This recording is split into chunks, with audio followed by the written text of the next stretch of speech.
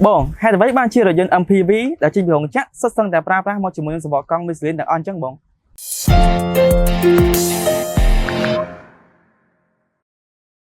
Sự xây bon, để sao phải chấm bắn những người kinh doanh tha cam pra rồi dân MPV cứ chia rồi dân tại pra tất toàn là pass sự việc của nên phải việc của anh nói thời được ắt bon. នៅហេងអត់ខុសទេតាក់ទងជាមួយរថយន្ត MPV គឺវាពិតជាផ្ដល់ផាសុកភាពខ្ពស់និងសុវត្ថិភាពខ្ពស់មែនហើយជាទូទៅរថយន្ត MPV ភាគច្រើនគឺយើងប្រើប្រាស់បែបលក្ខណៈប្រភេទជាគ្រួសារដែលវាប្រោលនៅផាសុកភាពនិងសុវត្ថិភាពខ្ពស់ហើយមែនតើរថយន្ត MPV គឺយើងប្រើប្រាស់បានរហូតដល់សមាជិកពី5នាក់រហូតដល់9នាក់ មួយទៀតបងហើយដើម្បីបានជារថយន្ត MPV ដែលចេញពីរោងចក្រសុទ្ធសឹងតែប្រើមកជាមួយនឹងសម្បកកង់ Michelin ទាំងអស់ចឹងបង ហ្នឹងហើយអូនចំណុចកន្លែងហ្នឹងបងចង់បង្ហាញខ្លួនឯងមុននឹងដែរតែលើខ្លួនឯងសួយបងបង្ហាញមកទៅហេតុអីបានរថយន្ត MPV ដែលចេញពីរោងចក្រទាំងអស់ហ្នឹងសិតតែបំពាក់ជាមួយសម្បកកង់ Michelin ចឹងហើយដឹងឲ្យថាតម្រូវការនៃរថយន្ត MPV ទាំងអស់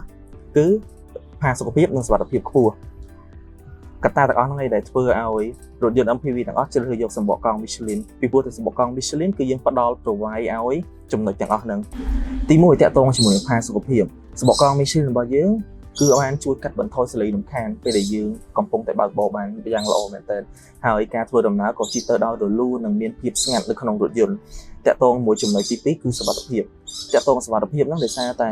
សម្បកកង់ Michelin របស់យើងភ្ជាប់មកជាមួយបច្ចេកវិទ្យា EvoGrid ដែលវាមានសមត្ថភាពក្នុងការចាប់ហ្វ្រាំងលើផ្លូវស្ងួតនិងផ្លូវសើមបានយ៉ាងល្អហើយនឹងការគ្រប់គ្រងដៃចង្កូតហ្នឹងគឺបានពិតជាល្អមែនទែនទី3តាក់ទងជាមួយនឹងភាពធន់ ហេតុអីបងហេតុអីមកបងថាភាពធន់អូនឯងដឹងហើយថាតាក់ទងជាមួយរថយន្ត MPV គឺយើងប្រើលក្ខណៈបែបគ្រួសារដែលមានសមាជិកច្រើនអញ្ចឹងវាអាចទ្រទម្ងន់វាត្រូវការសម្បកកង់ដែលអាចទ្រទម្ងន់បានធ្ងន់ Michelin យើងគឺអាចទ្របានកត្តាទាំងអស់ហ្នឹងហើយដែលរថយន្ត MPV ភាគច្រើនគឺប្រើប្រាស់ជាមួយនឹងសម្បកកង់ Michelin ចំណុចចុងក្រោយតាក់ទងជាមួយនឹងការសន្សំចៃប្រេងឥន្ធនៈដោយសារតែសម្បកកង់ Michelin របស់យើងជាប់មកជាមួយបច្ចេកវិទ្យា low rolling resistance ដែលបច្ចេកវិទ្យាហ្នឹងគឺជួយជំរុញឲ្យរង្វើជុំនៃកង់របស់យើងហ្នឹងគឺរត់ដោយរលូនជាងមុនទៀតអញ្ចឹងមានថាពេលដែលពេលស្បកកង់របស់យើងភ្ជាប់ជាមួយបច្ចេកវិទ្យាហ្នឹងមកធ្វើឲ្យម៉ាស៊ីនឡានរបស់យើងវាអត់ទៅតឹងទេដូច្នេះហើយទើបវាជួយសន្សំចៃប្រេងឥន្ធនៈនៃរថយន្តរបស់យើងជាពិសេសគឺវាអាចបំភាយឧស្ម័ន CO2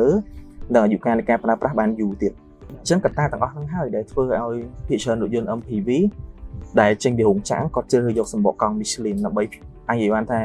ជាសម្បកកង់ OEM នៃរថយន្ត MPV ហ្មងឧទាហរណ៍ដូចបងលើកជាក់ស្ដែងគឺមានរថយន្ត Lexus LM 350A ដែលបំពាក់មកជាមួយសម្បកកង់ Michelin រថយន្ត GAC GN8 រថយន្ត BYD XIA ដែលទឹកចេញសេរីក្រោយហ្នឹងនិងរថយន្ត BYD យើងដឹងហើយយើងឃើញនៅទីផ្សារបច្ចុប្បន្នប្រើប្រាស់ច្រើន BYD Denza D9 ហើយចុងក្រោយតាក់ទងជាមួយនឹង Hongqi HQ9 អញ្ចឹងដែលបងលើកតាំង5 model មុនហ្នឹងមិនមែនមានថាសម្បកកង់ Michelin ជាប់ OEM មកតែ5 model ហ្នឹងទេវានៅមានច្រើនទៀតដែលបងបានបង្ហាញនៅក្នុងវីដេអូហ្នឹងអូអរគុណច្រើនបងអញ្ចឹងខ្ញុំយល់ហើយហើយដើម្បីបានជារថយន្ត MPV ទាំងអស់ជាប់មកជាមួយនឹងសម្បកកង់ Michelin ដោយសារតែវាមានផាសុកភាពសុវត្ថិភាពនិងការប្រើប្រាស់បានយូរអង្វែង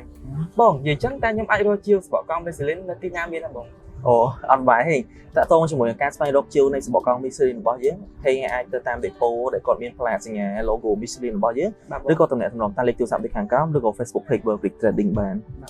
The world can move in better ways. Michelin, motion for life.